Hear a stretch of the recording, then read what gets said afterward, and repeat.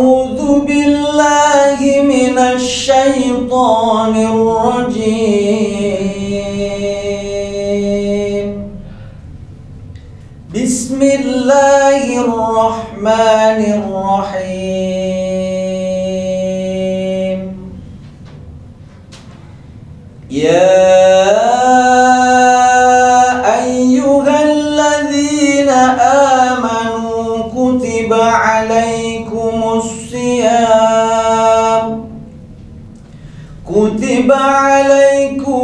siyam kama kutiba alal ladzina min qablikum la'allakum tattaqun. Shadaqallahul azim. Assalamualaikum warahmatullahi wabarakatuh. Bismillah walhamdulillah wassalatu wassalamu ala rasulillah wa ala alihi wa sahbihi wa mawalah. La hawla wa la quwwata illa billah. Amma ba'du.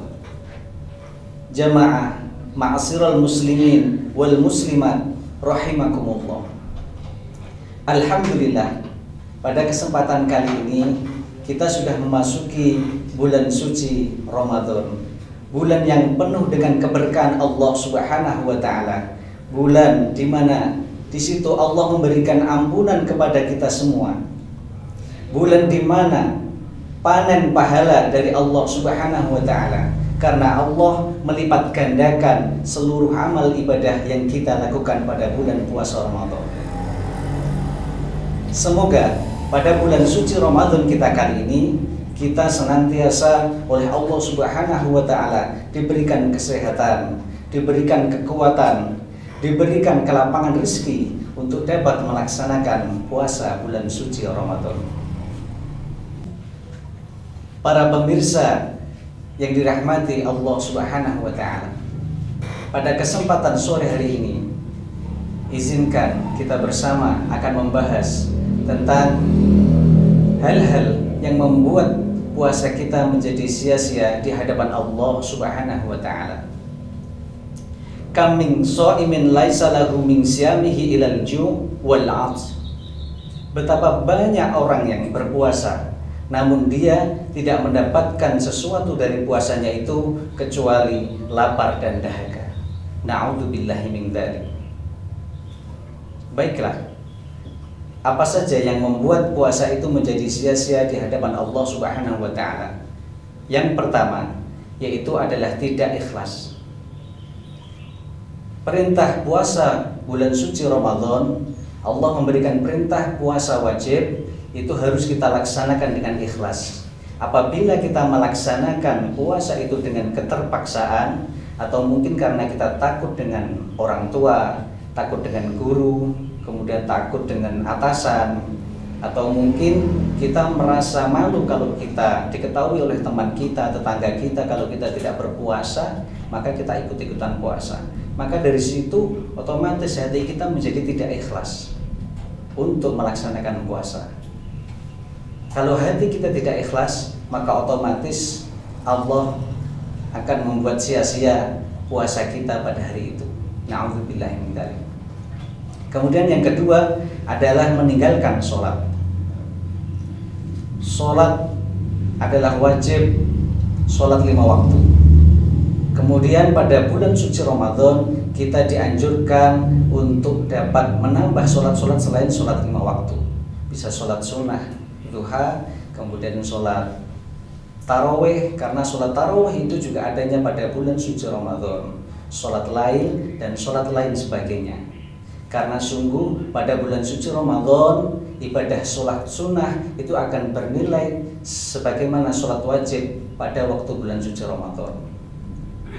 Apabila kita meninggalkan sholat, misalkan kita memaksimalkan sholat tarawih, ternyata pagi harinya kita tidur, akhirnya sampai siang kita tidur, ternyata kita meninggalkan sholat zuhur, itu sama saja otomatis puasa kita akan menjadi sia-sia di hadapan Allah Subhanahu wa taala. Atau mungkin sebaliknya, ketika kita biasanya kalau waktu ibadah puasa itu kegiatan yang biasa dilaksanakan oleh masyarakat. Ada kegiatan yang pertama, biasanya pada bulan suci Ramadan, hari pertama itu sholat tarawih, kemudian sholat isya, itu kebanyakan jamaah pada suatu masjid, rumah ibadah pasti penuh. Tapi untuk hari ketiga, 5, 7 atau mungkin 10 hari terakhir, kebanyakan sudah banyak agenda kegiatan. Yang sering kita lakukan kegiatan mungkin ada ngabuburit, ada juga buka bersama, kemudian dilanjutkan dengan berbelanja. Nah, di situ kebanyakan kalau kita melaksanakan buka puasa bersama dengan teman-teman, bersama dengan atasan, pasti di situ kita mencari rumah makan yang banyak, yang ramai, otomatis menunggunya lama. Sedangkan kita menunggu lama, kita makan bersama, akan berbuka, ternyata di situ kita sudah ketinggalan sholat maghrib, maka puasa kita akan menjadi sia-sia. Mungkin dilanjutkan dengan berbelanja. Berbelanja kita otomatis biasanya akan meninggalkan sholat tarawih. Meninggalkan sholat tarawih, kemudian kita sudah makan, mungkin sudah capek, akhirnya bangun-bangun sudah subuh. Di situ mungkin kita juga akan meninggalkan sholat isya. Nah, itu dengan kegiatan yang seperti itu akan membuat puasa kita menjadi sia-sia. Semoga kita dapat memanage waktu untuk acara-acara tersebut. Kemudian yang ketiga yang membuat puasa kita menjadi sia-sia, yaitu adalah ghibah.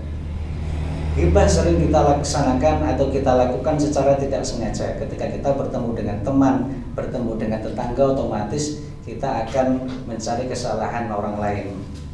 Karena ghibah juga termasuk perbuatan yang tercela, maka pada waktu bulan suci Ramadan kita kali ini, semoga kita dapat menjauhi sifat ghibah atau perbuatan ghibah, sehingga puasa kita juga tidak sia-sia di hadapan Allah Subhanahu wa taala.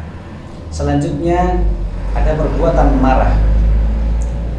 Marah juga sangat dibenci oleh Allah Subhanahu wa taala.